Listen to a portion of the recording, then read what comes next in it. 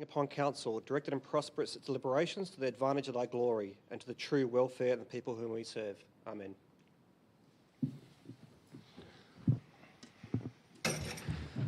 On behalf of the Glenelg Shire Council, I respectfully acknowledge the traditional lands and waters of the Gunditjmara, Bungadij and Jardwajali people and their respective cultural heritages.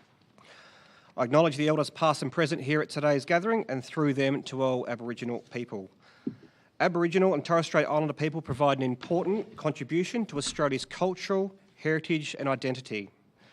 We respectfully acknowledge the Aboriginal and Torres Strait community living throughout the Glenelg Shire and the contribution they make to the Glenelg Shire's prosperity and well-being. The recording minutes to those present in the gallery here today. By attending the public meeting of the Council, you are consenting to your image, voice and comments being recorded and published. Council meetings may be live streamed, as they are today, and the Chief Executive Officer will enable a copy of the recording to the public. A receipt of apologies, item 5, Neil. Question time. Questions taken on notice at previous meetings. There's some questions there on page 3 and 4 that were taken on notice at the previous meetings and also their responses. So item 6.2, questions from the gallery, and there are a few questions here, so we'll go through them in no particular order. There's a few.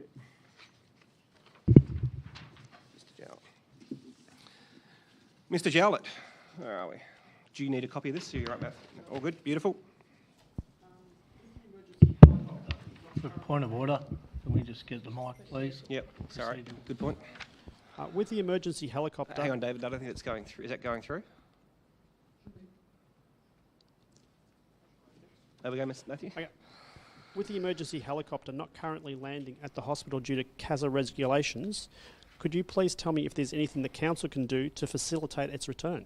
Thank you for your question, Mr. Jowlett. I will pass that on to Mr. Hull, Director of Corporate Services, to answer that question. Thank you for your question, Mr. Jowlett. Through the Chair, Council is working with PDH about the requirements for air ambulance landing in Portland. We are facilitating as much as we can with Council's involvement. However, it's in PDH and they're in direct discussion with Air Ambulance as to the requirements. Thank you. Thank you, Mr. Hull. Mr. Jowlett, hang on one second, we'll bring the microphone back. Just so it's for the recording, sir. Just... So the next question I've already spoken to. Okay, fantastic. Beautiful. All right, we'll take the next question on notice. Thank you, Mr. Jowlett. Chowpat. Nizurba Chowpat. Question, sir. Can the council please describe the live stream? Certainly. I think this council believes that live streaming is very important. Obviously, we've got quite a large shire, so access to the council down here, and I do notice a few people from the northern part of our shire that have come from the northern end, and I thank them for that. But it's providing access to all residents, Mr. Santi, so I think that's a very important thing, which is why we're live streaming. And your second question? Just as a follow-up to that, Yeah. advise how much it's sort of cost. Yeah, I'll pass that question over to Mr. Hull. The cost for the live streaming. What's the expected cost, sorry? Through the Chair, thank you for your question. The live streaming cost for the year is yet to be determined. Council has considered a trial for 3 council meetings, this is of the second one. Our third one is in Nelson. We anticipate the cost of providing that service for those 3 meetings, including travel, etc., to be approximately around the $8,000 to $9,000 mark. That's okay, Mr. Chowpat? Sorry. That's everything? Beautiful. Mr. Walls, where are we? Back there. Do you need a copy of your questions, or you're all good? First question, sir. First question is in regards multiple times, several times. What is the council going to do about with imported wind towers issuing local road permits? Thank you for your question, Mr. Wells. Obviously, that's when those issues do come up to council. We'll then obviously deliberate them now, but obviously elaborating on things that may or may not happen, probably wouldn't want to speculate. So you'll just your second basically shit on question. our face again. So that was my answer, Mr. Walls. So you have your second question. Second question is, I believe it's along Lee Breakwater Road there, as you're coming off the Breakwater back out along the main street there. So you're turning left from basically that intersection all the way through to the information centre. It's very, very poor lighting at night time, especially when there's no moon or stars. It could be an accident waiting to happen. Thank you, Mr. Walls. I do know there's foreshore lighting that's going to be coming in, but I think the CEO is probably better equipped to answer a few more questions, a bit more information there. Thanks for the question, Mr. Walls. Look, we have got some funding to do about 1.3 kilometres of interconnecting pathways along the foreshore, but at the completion of that project, it's probably timely for us to have a look at what we've achieved in that entire foreshore master plan. So there's probably a really good time for us to stop and check and revisit where we're at with all the activity that's occurred down along the Breakwater Road and in that immediate vicinity. So we'll certainly take that question on notice and consider its merits in our assessment of that area. All good. Mr. Punton, where are we? Thank you. I asked a question at the last council meeting in regards to employees at the Glenelg Shire Council. The answer I received was a partial answer, but not clear, nor or presumably accurate, because on the one page the answer came on, we had part-timers at 181 and full-timers at 172, and then further down the page we had full-timers at 181 and part-timers at 172. Don't know which figure's correct. What I actually asked for was the number of employees, which I got, which was 414, but specifically a complete list of job roles and numbers in those particular roles. Can you supply what's been asked for? Because the way it looks, we have a lack of transparency in supplying this information. Thank you for your question, Mr. Punton. I will pass that over to the CEO. So what you're asking, I'll just obviously articulate what you're asking, is the next level of information down from the figures that are recorded and their roles below. So I'll pass that up to the CEO to provide some further information for you. Thanks for the question, Mr. Punton. I'll have a look at the chart that you've provided, and I've got that in front of me here. Obviously, we'll look at what further detail we can provide and what's appropriate to release. So, obviously, the figure at the moment is 414. That fluctuates, in all honesty, sometime from day to week, depending on staff moving to other employment, other staff coming on board. So to break down to the level of detail you are seeking, I'll take that part on notice and get back to you. Thank you. Fantastic. And Mr. Punton, next question. Question regarding the overhanging trees on Grey Siding Road and the Grey West Road. Now, in the past month I haven't seen any work being done to rectify this dangerous situation, and the limbs are still falling, and as we noted in the Portland Observer the other day, even in the residential areas we've got limbs falling onto cars. The SES getting called out to get a limb off a car. What are the hold-ups to undertaking this work, and when will it be undertaken? Thank you for your question, Mr. Punton. Mr. Saunders is probably the most appropriate person to ask that with regards to the schedule. That means microphone.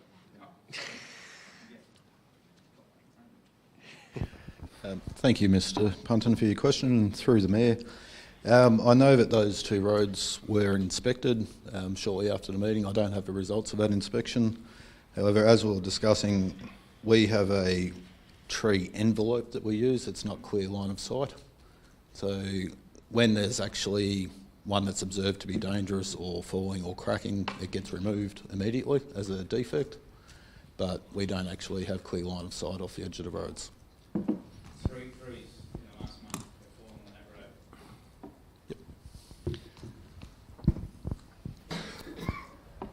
So, Mr. Punton, your third question. Third question.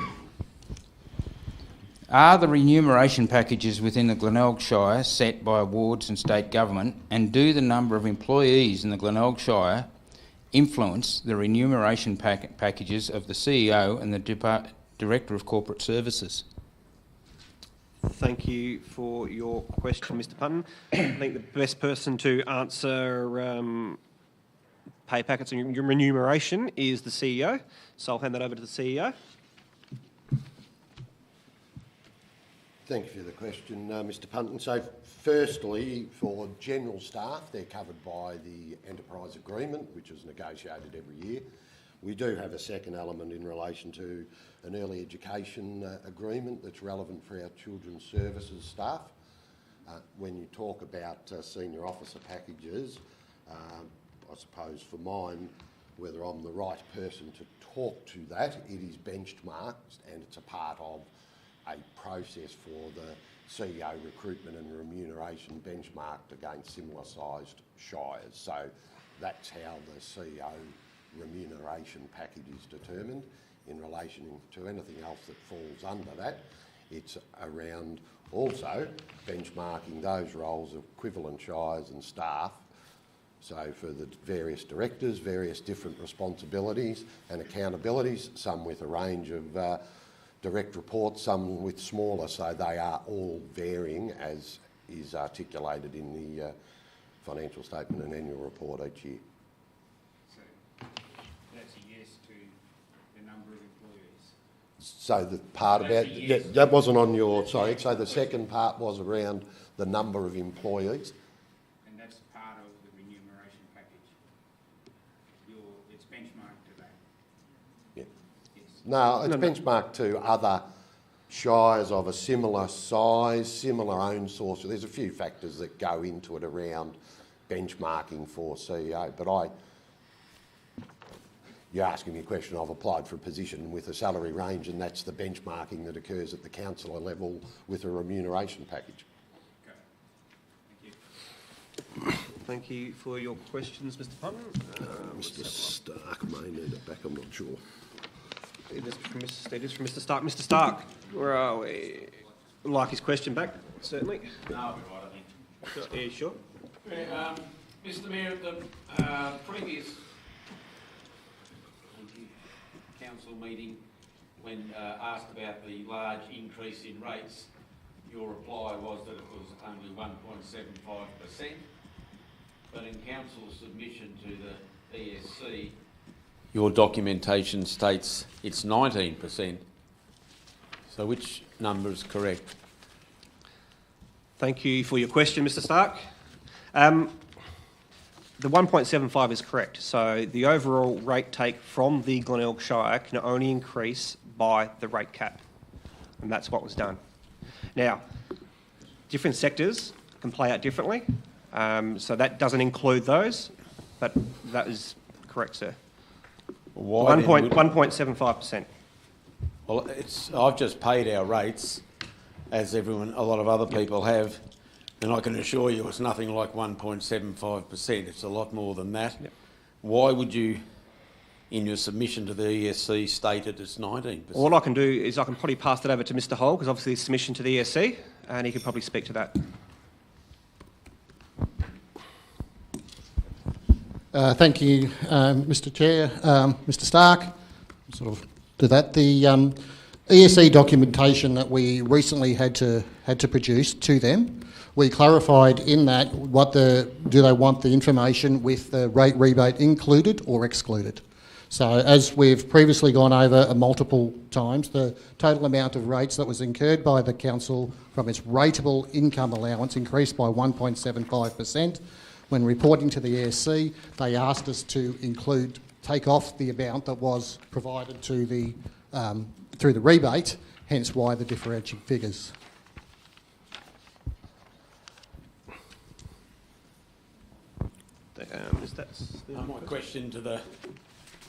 My third question to the Mayor is, why do you persist with this charade on the rate increase? Everybody knows, all the ratepayers, the people that you in your opening address said you represented, know that the figure was 19%.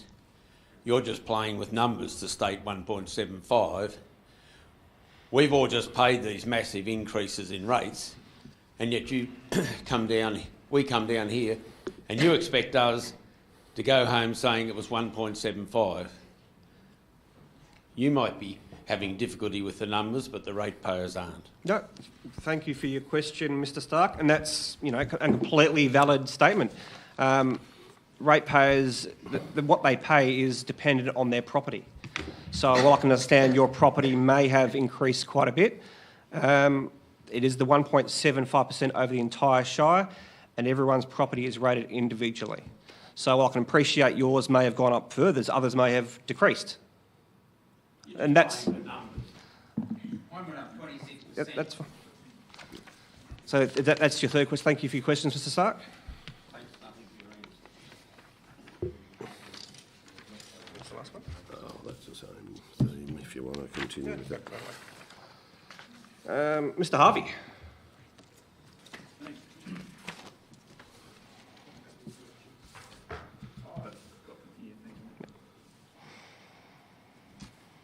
Mr. Mayor, on the 12th of July 2022, on your official Facebook page, you stated the following. In fact, since the rebate system was introduced, around $30 million of ratepayers' money was given as discounts to the primary industries in the form of these rebates. Do you still agree with that statement, Mr. Mayor? Thank you for your question, Mr. Harvey. Yes, I do. So obviously, going back to 2010, when the rebates came in, I believe the rebate was around $1 million.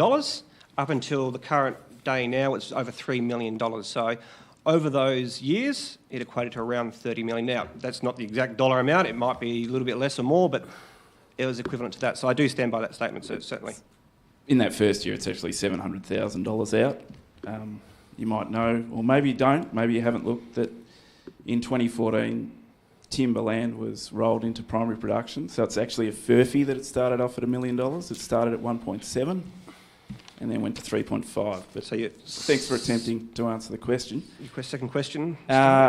Would you say that this belief that the rebate was a direct cost on council is the foundation for your preference for removing the rebate over several years, and when that option was voted down, your preference was to still remove the rebate and replace it with a differential system that was ultimately based on the gross rate take? That is, rates actually collected plus the rebate. Okay. Thank you for your question, Mr. Harvey. I'll just read through that again. So obviously the reason for replacing the rebate to a differential was a requirement.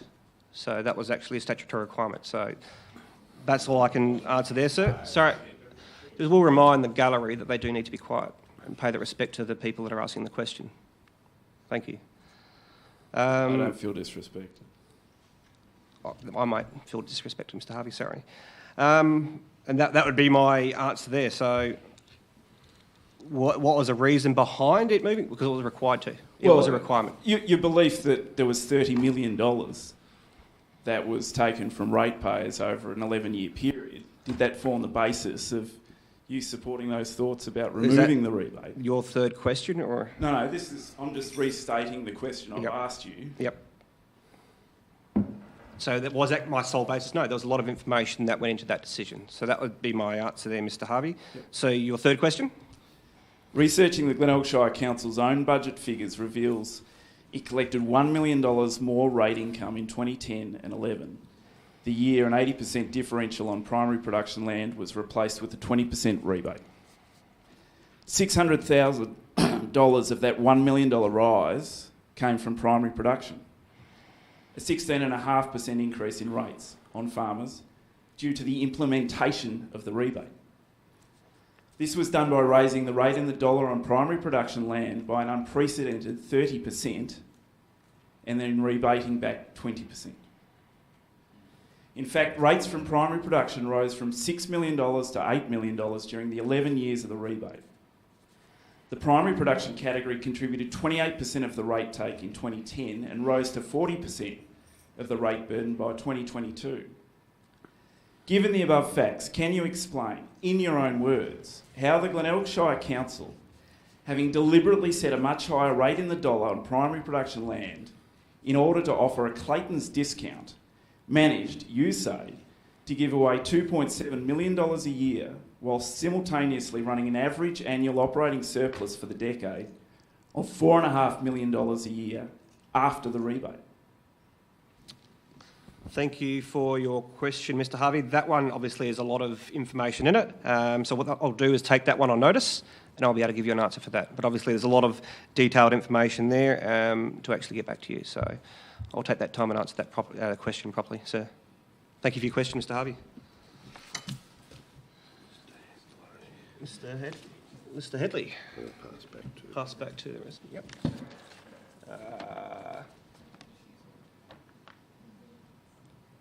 David Headley? Headlam. Headlam, sorry. It's not Headley there. Headlam. It's not Headlam on there.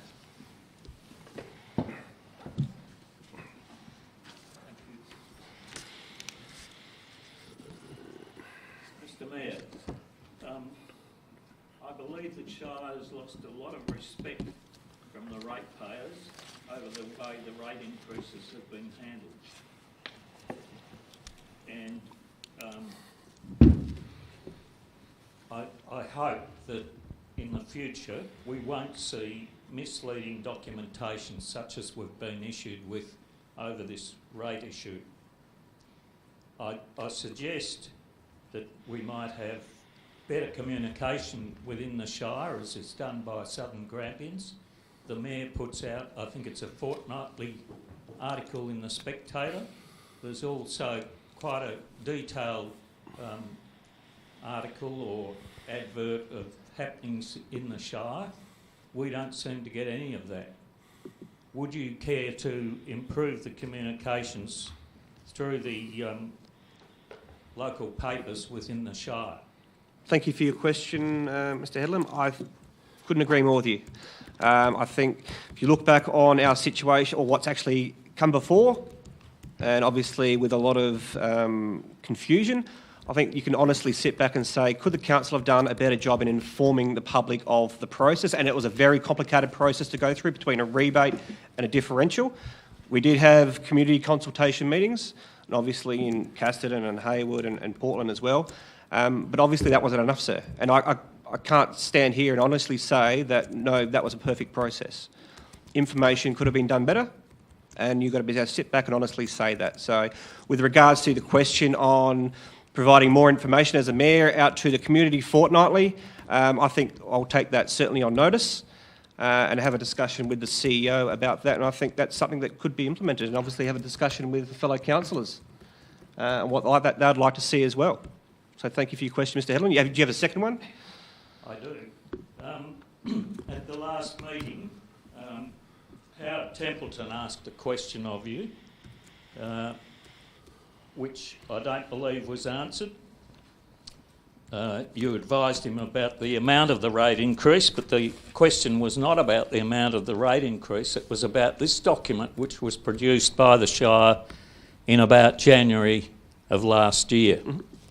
And the question was, early last year, the Glenelg Shire produced a draft discussion rating paper which provided details of the current rating structure and provided suggestions on the alternative options. And his question was, do you believe this document provided a sound basis for the rate rise adopted at the meeting? Yep. This document, sir, is obfuscated, misleading, full of mistruths and half-truths. Your question, sorry, obviously building on the back of Mr Templeton's question, and we'll defer over to Mr Hull regarding that, because obviously a response was put in, obviously in the paper here as well, but he can comment further to that. And I believe it is one graph, sir. So when you say the whole thing is misleading, I guess that statement I would suggest is misleading itself, and it was a draft document. But I will let Mr Hull speak to that particular point. Thank you, Mr Mayor. Mr Headlam, for your question. As articulated through Mr Templeton's question last meeting, he did bring to our attention that there was a formula error in one of the tables in that particular document, which is regretful. The decision over the rebate versus the differential was taken into account over a number of different tables, over a number of different information sources not solely on that one particular table or that document, but there was a multitude of information that was provided to council when making that decision.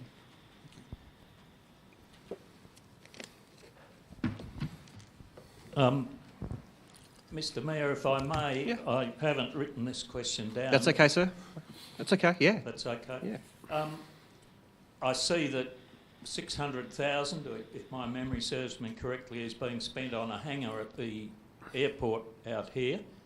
I happened to bump into a guy who does an assessment on the airports recently, and they were doing an assessment on the Portland airport. Last year there was one done on the Casterton airport.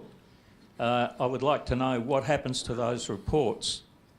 And at the Mount Gambier airport, where I operate, the hangars are provided at the expense of the owner of aircraft, unless there's a little bit of room left in the one hangar that the council owns. Could you explain why it's necessary to spend 600,000 on a hangar? Yep. Thank you for your question, Mr Headlam. And if I could just ask, what is the proposed improvement for the Casterton airport and what was stated in the report from these airport surveyors? So obviously, just sum up, obviously you wanting to know a bit more information about the airports and where those reports go. So, but it's obviously appropriate to hand over to the CEO then, obviously regarding the reports for airports and where we're at, if they've been done, and go from there. Thank you, Mr Headlam. I suppose I will defer to the Director of Assets who has the oversight of the airports. I'm aware of those technical inspections that have been done and more recently some of the defects at the Portland airport, and we've had to put a few strategies in place around that just recently with some of the higher temperatures for this time of year. They are being addressed, but I'll let the Director of Assets give you a more articulate answer about where we're at with that. In relation to the hangar, it should be noted that that is actually state funding that we secured to do some work at the hangar, and that's a bit of an economic stimulus to the region where we were given money from the state government, so it wasn't out of council spend for that specific modifications and works undergoing there at the moment. Mr Saunders. Can I just add to that? What concerns me behind the question is that we in Casterton have an airport that the Royal Flying Doctor owns one aircraft in Victoria.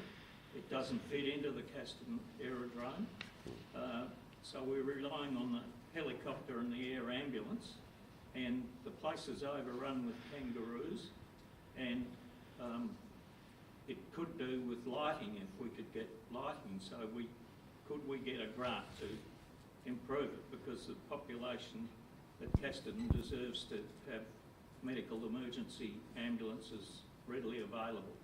I know there's a helicopter, but the helicopters are all busy. If we have a major disaster, we need access for the air ambulance. Yep, thanks, Mr Haddon. Totally agree. And look, I'll defer the technical part about what we're doing about those runways, but I'm more than happy to meet you at a mutually convenient time to discuss those requirements up at the Casterton airfield.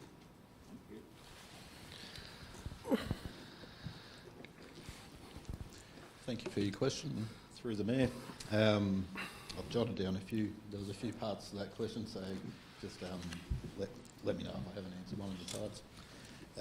The works that were listed for the Portland hangar, that's relating to a council-owned hangar, and it's been a long-standing issue with getting adequate fire protection services there. The water pressure, because it's generated from a bore, it's very low pressure, so it's mainly around getting all the fire services up to scratch in that area.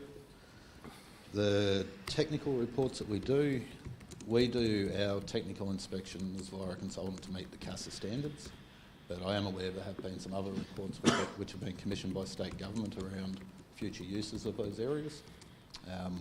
They haven't been passed on to us. There's been some discussion when they first started, but I dare say we'll be having a conversation in the future around that.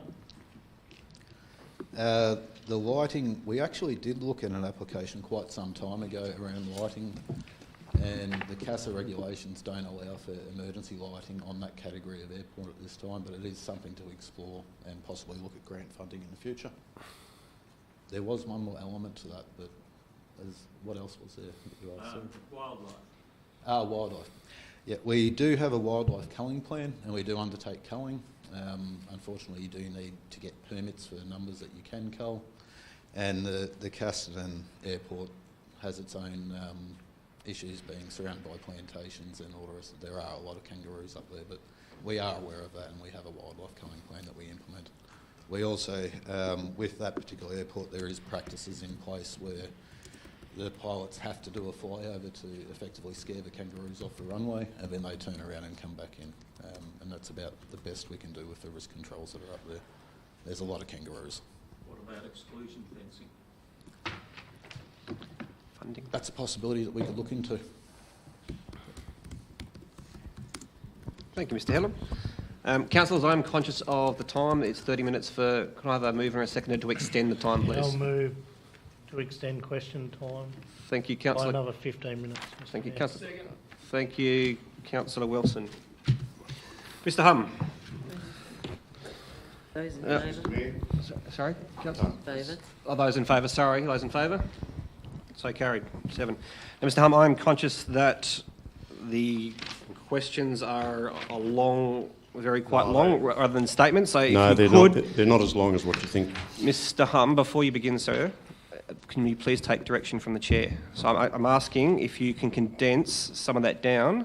That would be very much appreciated. Yeah, I'll do that. Can I just draw attention to the fact that I sent you guys a letter last week and I have yet to receive a response from either you or Mr. Phelan, and as the head of council, I would have expected better. Okay, Mr. Mayor, my first question. On the 14th of September 2020, prior to the council elections, you posted on your Facebook account, "Accountability is everything." I just want to draw attention to 3 facts. 1, Councillor Rank was seen or perceived as having failed the Shire in that she did not address the Councillor McDonald issue, where he finished up pleading guilty to sexual assault. It should have been dealt with much more expediently. Had it not been for Councillor Wilson, it may not have even been addressed. So, Mr. Secondly, Hum, Mr. Hum, Councillor sorry. Smith continues to... You want me to keep it short, and that's what I'm trying to do for you. Mr. Hum, obviously I'm not privileged to what actually happened previously. I understand that. So that's I'm all just speculation, what you're saying, and I would like a question if that was possible. Okay, you're getting it. Councillor Smith continues to live a life of denial in that he fails to honour his commitment Again, on Mr. the Hum, meeting there's of the statements. 28th of June, where he promised to forgo his council remuneration. 3, you, Councillor Martin, were found guilty of misconduct by an independent arbiter for your social media abuse of a sitting councillor. Certainly not what you would expect of a mayor, and it is recidivist conduct. My question is very simple. What you did was unacceptable, and we do expect better. So, to what extent do you now regard the importance of accountability, given these 3 senior council members have failed the community? Do you believe that they have, and you as well, have traded your personal and professional integrity and transparency for self-serving motives rather than serving the community, which is your task? So thank you for your question, Mr. Hum. Obviously there's a lot to unpack there that you've said. No, not really. It's only 3 things. Sorry, you, Mr. Hum, would you allow me to answer the question, sir, if that's okay? There are processes in place, and obviously you've mentioned a few of those processes previously, so it's not my job to comment on processes that were undertaken. And I understand that's your statement and that's your feeling, but that's not what I'm here to do, sir. So if you can move on to your second question. Okay, questions 2. In light of the very obvious skill set deficit as perceived by the community when we look at our civic leaders, I refer particularly to yourself and Mr. Carr, Smith. so I refer your Mr. Hum, attention to your point of order, Mr. Hum. Sorry, you need to stop, sir. Mr. Carr, Councillor Carr. No. I refer to your Sorry, claim on the sorry, Mr. website. Hum. There's a point of order on the table, please, sir. So you must wait. The point of order that the question is not acceptable. The comments. Yeah. So, Mr Hum, you need to, as I said, you need to refrain from the comments and ask a question, sir. Yeah, I'm going to. No, Mr Hum, so you need to listen to what I've said, sir. You need to ask the question now, or that question will be disallowed, because there's a point of order raised. So the question refers to the website, the council website. Mm-hmm. On that council website, you claim to have studied economics, politics, psychology, mathematics and statistics. It's a narrative that you would expect from somebody who is extremely highly qualified. Rhodes Scholar, Harvard graduate. So, Mr Hum, your question would be? My question is that I'm seeking clarification on the actual level of academic achievement that you really do have and that you've referenced while promoting yourself in such illustrious terms. So the question is very simple. Can you confirm to the gallery whether this documented statement on the council website is a fabrication of a much lesser truth, or what your actual level of academic achievement is that you would have us believe as per your CV on the Glenelg Shire Council? Thank you for your question, Mr Hum. I'd like to answer that, I guess, in two parts. The first part, a requirement of any councillor, is that they are a community member. There's no, sorry, Mr Hum, let me answer the question, sir. Yep. So, have I done higher education? Yes, I have, sir. And that would be my answer. So your third question, sir? So Mr Hum, this is not for debate. You've asked, have I been to higher education? And my answer is yes. So your third question, Mr Hum? You're promoting yourself as someone of Mr Hum, your third question. High academic skill level. This is the last time. If you're unable to follow directions, sir, I'm going to have to ask you to sit down. Is that understood, sir? Councillor Martin, you're dancing around the questions as always. Mr Hum, you're required to sit down. Sorry, sir. You've continually breached. Okay. Sorry, Mr Hum. On the 20th of January, Mr Mayor, this is my third question. Mr Hum, you've just... You were observed to have attended a community alcohol and drug-free youth-focused event. Sorry, Mr Hum, you've been... a designated alcohol-free zone in Portland. You attended this event with your family and brought alcohol to be consumed. You were actually spoken to by an off-duty police officer. I was approached by a number of community members who were quite concerned about that, and that's why... Again, Mr Hum, you're unable to take directions to listen, so I'm not allowing the question, sir. Yeah, the question is that after having sent you a text and having sent the Deputy Mayor a text, to which he responded that he was extremely disappointed with the incident and would prefer that it stay Sorry, Mr Hum, you're stating other people's facts. And he also said that it was a distraction for council. And my question is really quite simple, Mr Mayor. Do you believe that your reckless conduct, which has set a new low for the office of Mayor, is in keeping with the mayoral office and is deserving of the respect of the community? Thank you, Mr Hum, for your question and additional comments, sir. And as I said, if you're unable to take directions, you will not receive the privilege of asking questions in the chamber. But what I will do is I will give you that privilege. There is a process underway, so I will pass that over to the CEO to actually answer that question.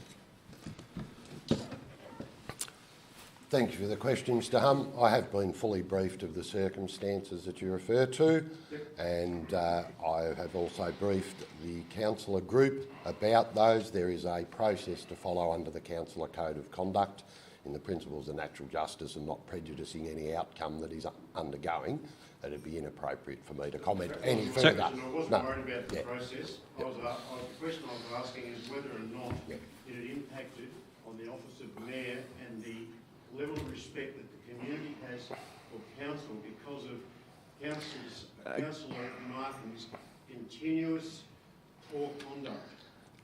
Mr Hum, you have asked the question, Mr Hum, so what I would say is it won't be played out in the chambers here this evening. I understand that. Those issues will be unpacked and addressed appropriately through the councillor code of conduct and how it's managed through that process, not in the public domain here this evening. But it's just not good enough. Thank you for your question, Mr Hum. Right, you make the point, and that's the answer for now, Mr Hum. Thank you. Are there any further questions from the gallery? Yes. Miss now. So just name, and obviously... Ross Hartman, I'm a ratepayer of Portland. I'd like to ask in question of the last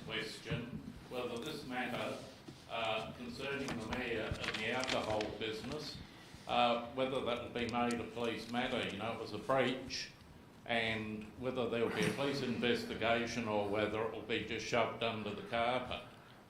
Can you answer this, whether it will go before the police? Again, Mr Hartman, I'd suggest that there's a process in place that the CEO can obviously reiterate the information. Thank you, Mr Hartman.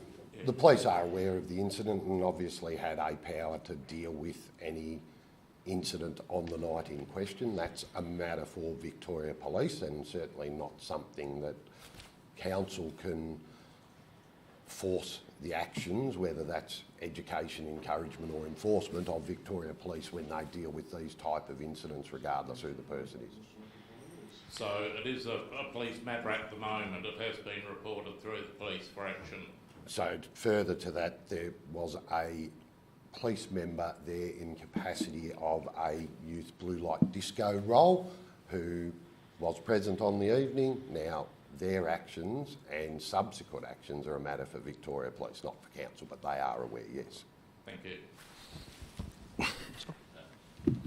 Further questions? That's all. Councillors, move to item 7, declarations of conflict of interest. Are there any declarations? Number 8, recommendation, councillors, for confirmation of minutes. Mover and a seconder. Councillor Hawker or Councillor Smith? Thank you, Mr Mayor. Happy to move the recommendation that the minutes of the council meeting held on the Tuesday the 24th of January 2023 as circulated be confirmed. Seconder? Thank you, Councillor Hawker. All those in favour? So moved, 7-0. Presentations, nil. Deputations, nil. Notices of motion, nil. Petitions, nil. Committee reports, nil. Item 14.1, councillors, there is a recommendation on page 7. Councillor Carr. Thanks, Mr Mayor. I move the recommendation that council receives the financial report for the period ending January 2023. Thank you. Thank you, Councillor Carr. Seconder? Happy to second. Thank you, Councillor Stevens. Any against? All those in favour? No. Comment? Huh? Comments? Comments, yes. Sorry, good point. Thanks, Councillor Stevens. Mr Mayor, financials for January come through. We're currently on track year to date on our financials. There's a few highlights there on the statement of capital works, which I'll run through. Property, we're up 5 million. Foreshore multi-purpose building project. We're 21.5 million up for infrastructure. We've got the Portland North Precinct, Alexander Park Pavilion over there. We've got the Bridgewater Bay, Cape Bridgewater Bay works. We've got local roads and infrastructure projects of 5.3 million, just to name a few. And there's a bit of road resheeting going on. Look, council's doing some great advocacy work backed up by the staff to secure capital grants for infrastructure that will be put to good use over the next 50 years by our community. Thank you. Thank you, Councillor Carr. Councillor Stevens. Thank you, Mr Mayor. Look, Mr Mayor, it certainly is an exciting time for the Glenelg Shire with over $40 million worth of capital works. Some of those are carry-throughs, and as members of the public would know, the rebuild of 4.4 million at Alexander Park doesn't happen overnight. But certainly, our roading infrastructure, where we've got projects of $5.3 million currently underway in a total budget of, I can't remember, 7.8 million. So a really exciting time to be having that money to be putting into our assets and, critical roads and bridge infrastructure. So I advise councillors good report for January 2023. Thank you, Councillor Stevens. Any councillors, any further comments? All those in favour? Carried, 7-0. Item 14.2, councillors, there is a recommendation on pages 9 and 10. Councillor Hawker.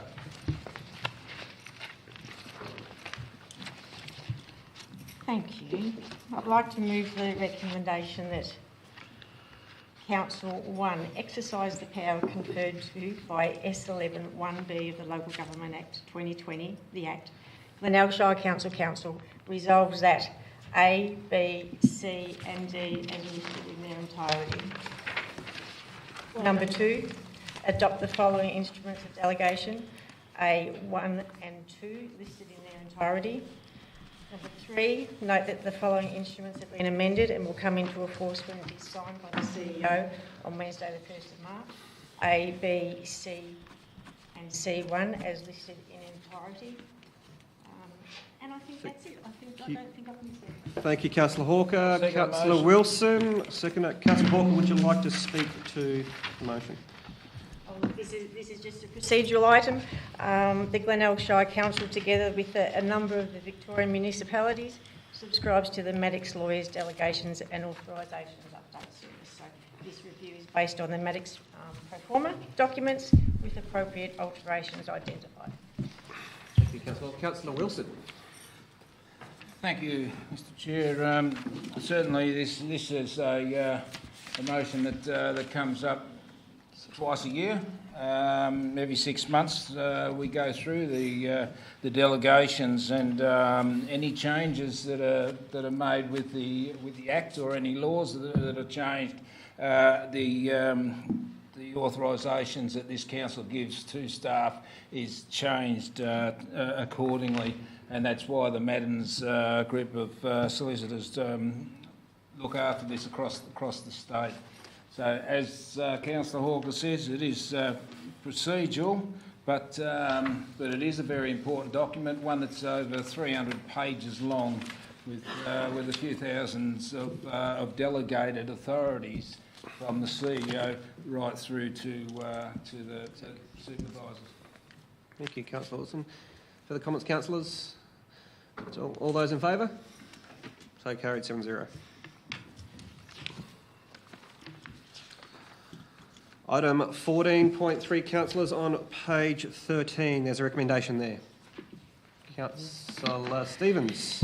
Thank you, Mr Mayor. I'll move that Council award the Glenelg Shire Council Aboriginal Education Scholarship of $3,000 to Hayden Munro to undertake his studies in 2023. Fantastic. Happy to second, Thank you, Mr Chair. Councillor Rank. Councillor Stevens. Thank you, Mr Mayor.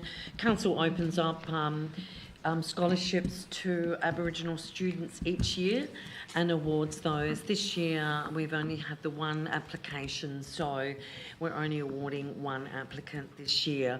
But it's certainly, you know, the $3,000 that we provide will go towards utilising, you know, any of the equipment that may be needed to undertake his courses. So we wish him all the best. Councillor Rank. No, Mr Chair, Councillor Stevens is captured. Fantastic. Any councillors, any further comments? Councillor Carr? Yeah, thanks, Mr Mayor. Look, I'd just like to take the opportunity to congratulate our recipient, Hayden Munro, and I wish Hayden all the best in his future studies. Thank you. Thank you. Councillor Wilson. Thank you, Mr Mayor. I echo the comments of previous councillors. This is a delightful gift, I suppose you would call it, from this council to Hayden. It is to try and assist our Aboriginal community to be able to gain higher education. It's only a small amount of money, but it just gives that little leg up to say, yeah, your council's behind you, and go hard for not only your Aboriginal family that lives here, but also the Glenelg Shire as a whole. Thank you, Councillor Wilson. Councillors, any further comments? None. All those in favour? So carried, 7-0.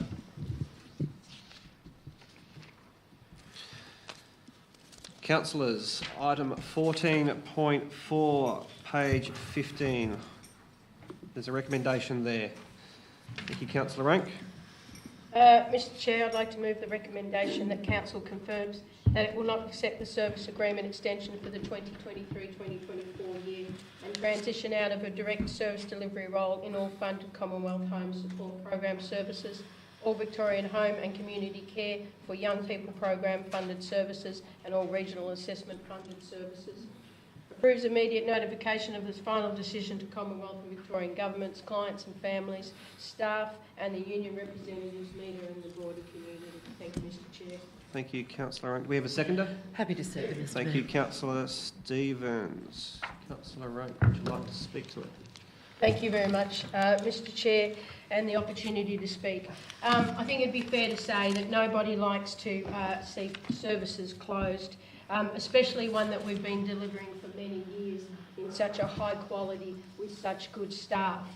But it's important, and we found this out because of the excellent information that we've received, and it's important to be clear that this is a result of the reforms of the Commonwealth Government following recommendations from the Royal Commission into aged care quality and safety.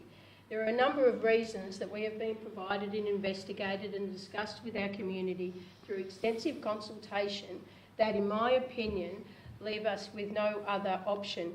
This is a responsible decision because we are allowing people time through our staff to transition out and to provide and to look for a service provider.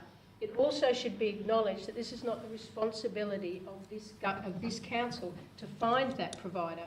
The provider is to be found by the Commonwealth Government.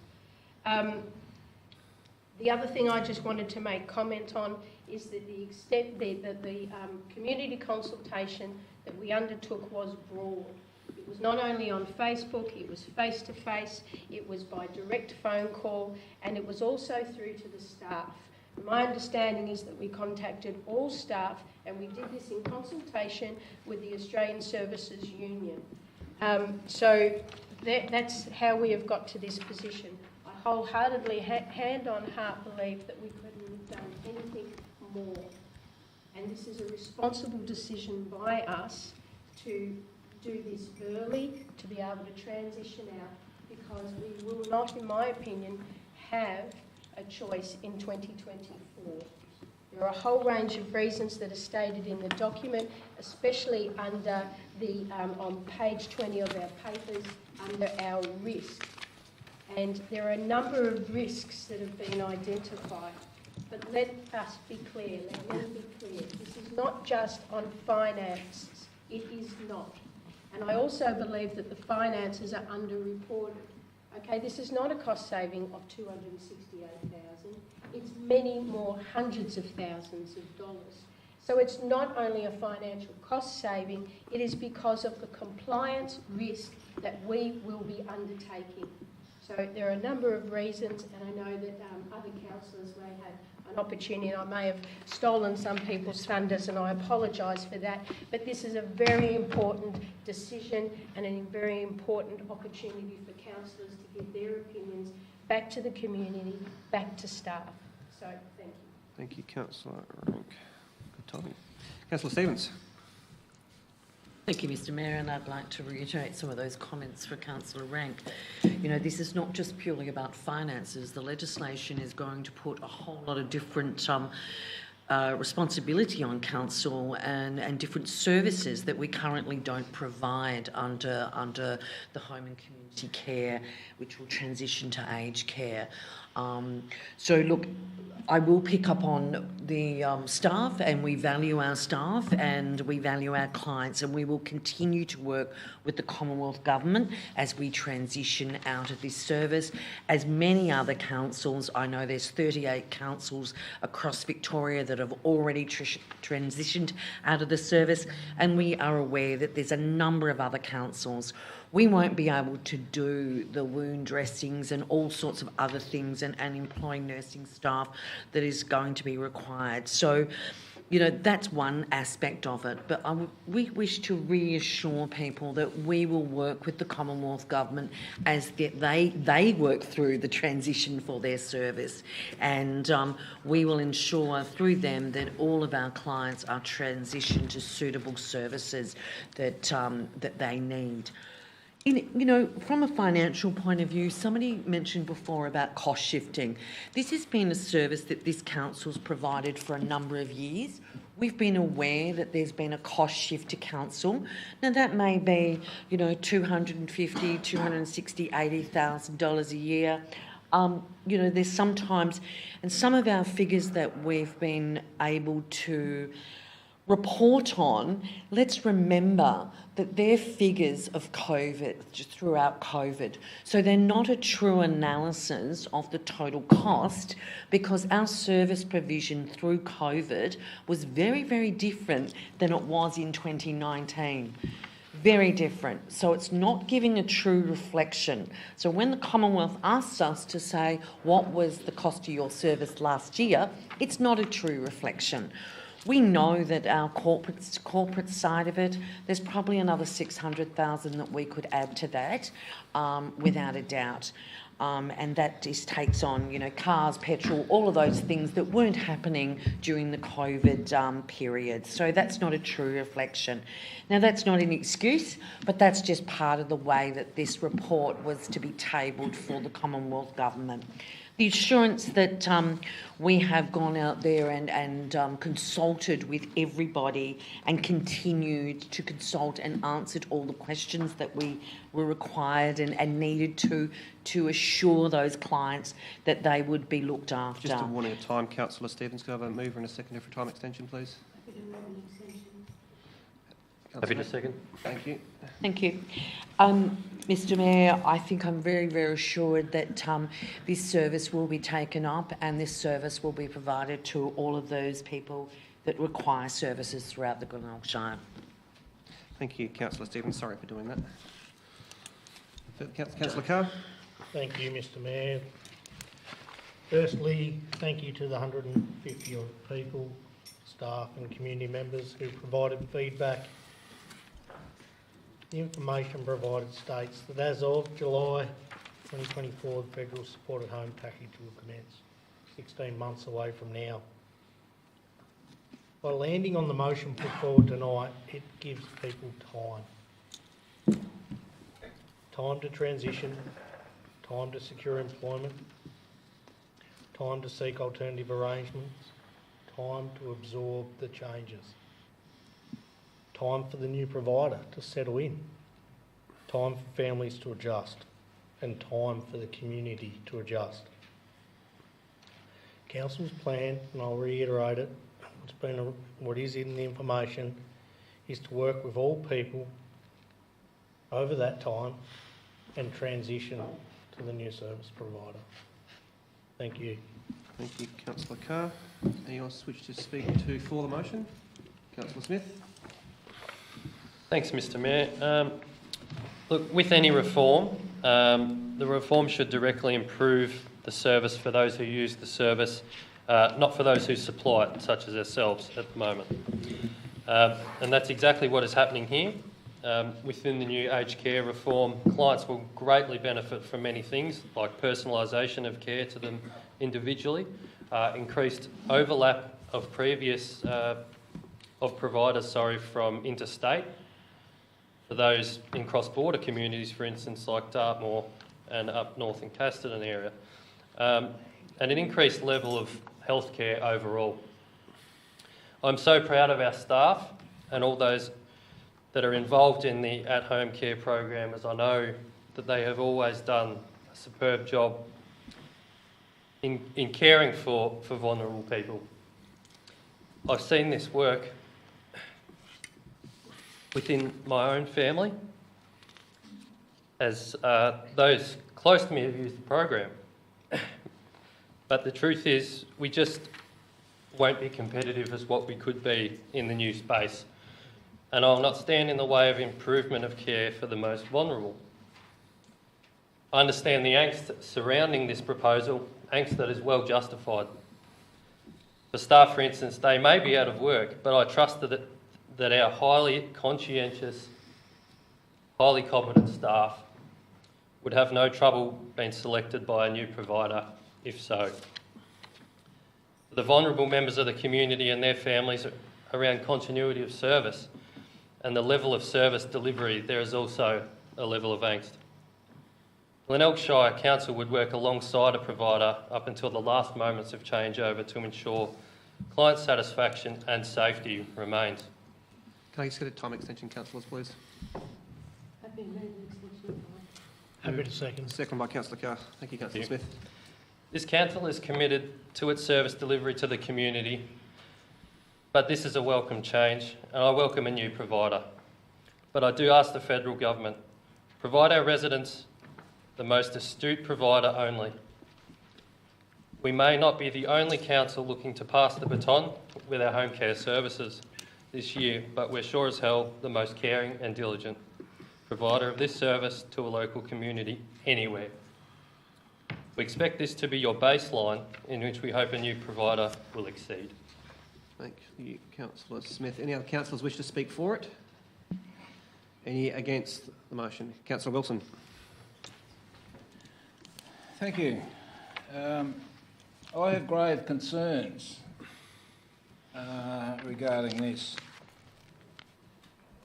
Most councillors, probably all councillors, should have received a 6-page letter from the Australian Services Union only about 4 weeks ago with the concerns of the union about our intention to move out. The federal government are still going through the processes of trying to work out how to deliver this new scheme. So we're voting on something that hasn't been set in concrete yet. We don't know what the outcome will be for our community, and they are our most vulnerable community members that this will be affected. It costs us some dollars, we hear. Yet we don't worry about subsidising the footy grounds, the arenas around our shire and all the other infrastructure. Let's pick on the elderly because they can't fight back. We have a great staff, yes, and I too am proud of the staff. But from reading the ASU letter, when the previous councils, when some of the councillors threw out their system, only 10% of their working staff went forward to the new operator. Can I get an extension? And Happy for an extension. Thank you, Councillor Smith. Happy to second. Thank you, Councillor Stevens. So, if we're on par, we'll have 90% of our skilled workforce going off working somewhere else, or even retiring, or not gaining anything. I believe our system looks after our clients much better than the private operators. The private operators will not be too worried. They won't be too worried about getting 5 or 6 clients out of Dartmoor or Nelson. They won't be worried about the expense. And let's face it, we are a shire that's fairly large and expansive, and we want to keep our residents in their homes. And we do that well now, but will a private operator do that? If one even puts their hand up to do that, we don't know. So I am voting against this because there's too many unknowns at this stage. And I look 30 seconds, Councillor Wilson. Okay. I'll look to finish now. So, right of reply, Councillor Rank. Yes, I do. I thank Councillor Wilson for airing his concerns, and I'd like the opportunity to be able to respond to some of the points that he raises. Just with regards to the union letter, just with, as I said earlier in putting forward the recommendation, that our staff have been working with the service union and taking them along with this process, so I have the confidence that they have been engaged. The other parts of the information that were in the report indicated that other councils had transouted this program successfully, and some neighbouring shires in fact had employed their staff 100%. So yes, there may be some, but there are also others that have done that successfully. I personally am not prioritising one program over another. I'm making this decision purely on this program, and that's why I put the recommendation. Thank you. Thank you, Councillor Rank. I'll put the motion to a vote. All those in favour? Those against? So noted. Called for a division. Called for a division. All those in favour of the motion, please stand. Please record votes. Mayor, Councillor Smith, Councillor Stevens, Councillor Rank, Councillor Hawker and Councillor Carr. All those against, please stand. Councillor Wilson. So noted. The recommendation is passed, correct, yes.